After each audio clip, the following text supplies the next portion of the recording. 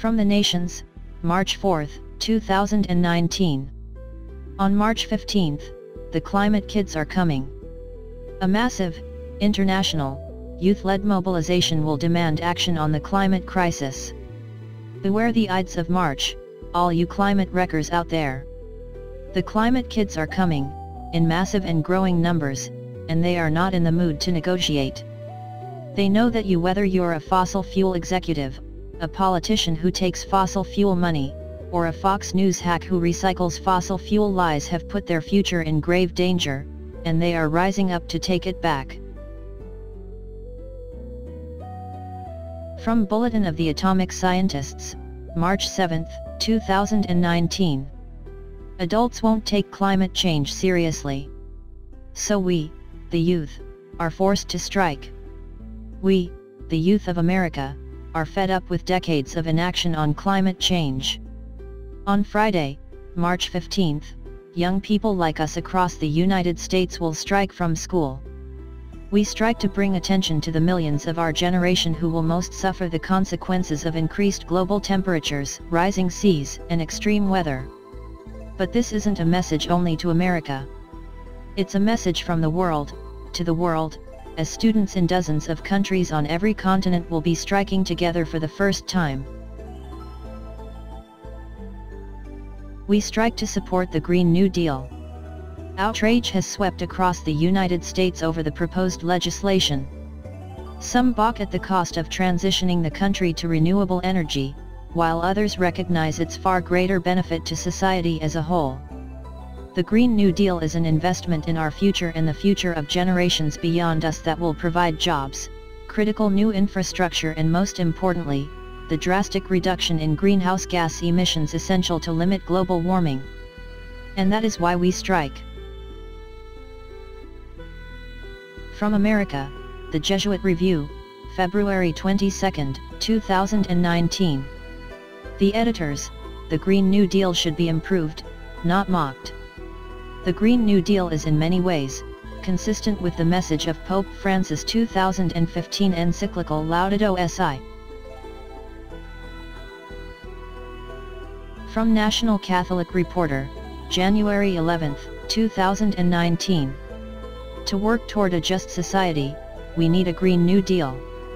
Among the many initiatives that offer real hope for the future as the new Congress begins its work in 2019, a Green New Deal is the most timely and hopeful. A Green New Deal is a critical way to practice ecological solidarity in the spirit and word of Laudato Si, on care for our common home, and create a society devoted to the common good of all. Hope and real change are here. The success of the Sunrise Movement demonstrates the vitality of national youth organizing for real action to combat climate change, electing the legislators and advancing legislation that can make a Green New Deal a reality. Whereas only a handful of congressional members were aware of, much less committed to, a Green New Deal prior to the 2018 midterm election, protest actions by the Sunrise Movement have helped put a Green New Deal on the legislative agenda table.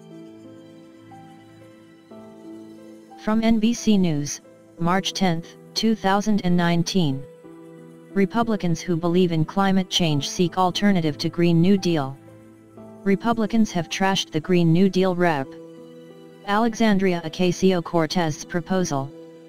But ever since the New York Democrat began promoting the idea late last year, a growing number of House GOP lawmakers have been increasingly willing to say those four little words: climate change is real. And they're warning the rest of their party that Republicans must push for alternative solutions before it's too late. We have a voice in this, too, Rep. Francis Rooney, RFLA, said.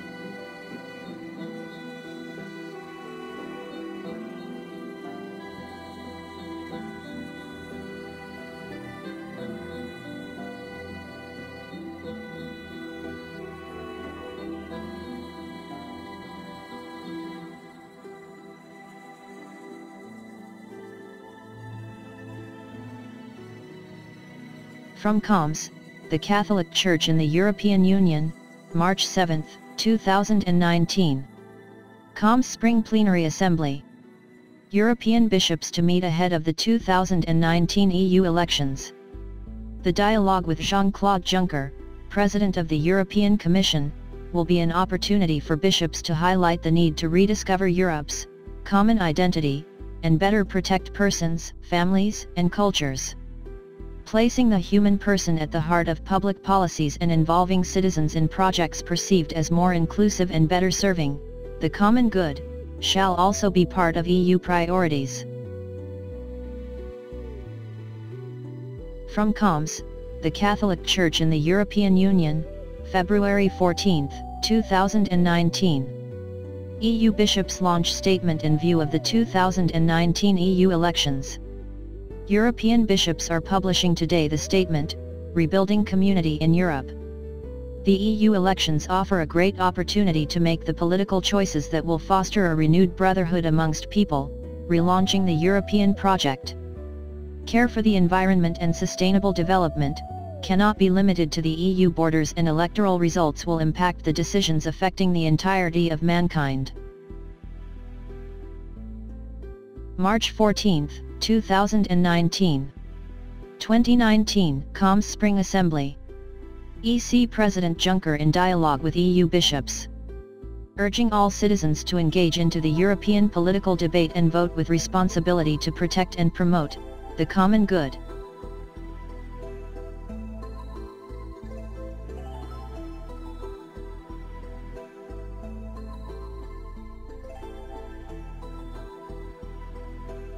From Laudato Si, Climate Change Encyclical. On Sunday, our participation in the Eucharist has special importance. Sunday, like the Jewish Sabbath, is meant to be a day which heals our relationships with God, with ourselves, with others and with the world. Sunday is the day of the resurrection, the first day of the new creation, whose first fruits are the Lord's risen humanity, the pledge of the final transfiguration of all created reality. It also proclaims man's eternal rest in God. The law of weekly rest forbade work on the seventh day. From LifeSite, February 18, 2019. Pope Francis expresses solidarity with Globalist Summit's Sustainable Development Goals.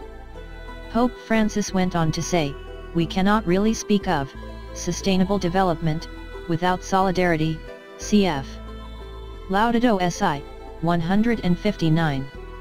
We could even say that the good, if it is not the common good, is not actually good. From Catechism of the Catholic Church, Article 3, the Third Commandment. In respecting religious liberty and the common good of all, Christians should seek recognition of Sundays and the Church's holy days as legal holidays. From European Sunday Alliance, February 18, 2019. Ahead of EU elections, what is next for Work-Free Sunday? In view of the EU elections, the European Sunday Alliance discussed with members of the European Parliament, MEPs, and electoral candidates the importance of common work-free time and decent working hours. In a time of digitalization and a rapidly changing world of work, participants agreed that Sunday is of unique value for the social cohesion of our society and the well-being of the citizens. From agensur.eu, February 20, 2019. European Elections, Work-Free Sunday Alliance, event at EU Parliament. The campaign of the European Sunday Alliance continued with an event at the headquarters of the European Parliament in Brussels entitled, Work-Free Sunday and Decent Working Hours in Europe, Which Way Forward? The network of associations belonging to the Alliance thereby wished to engage MEPs and candidates in the forthcoming European elections while increasing their awareness of the issue. The Federation of Catholic Family Associations in Europe, FAFS, which is among the promoters of the Alliance.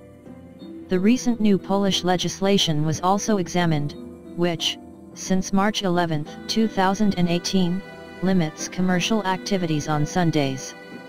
Polish workers and their families appreciate the new measure, for it raises the level of work-family life balance.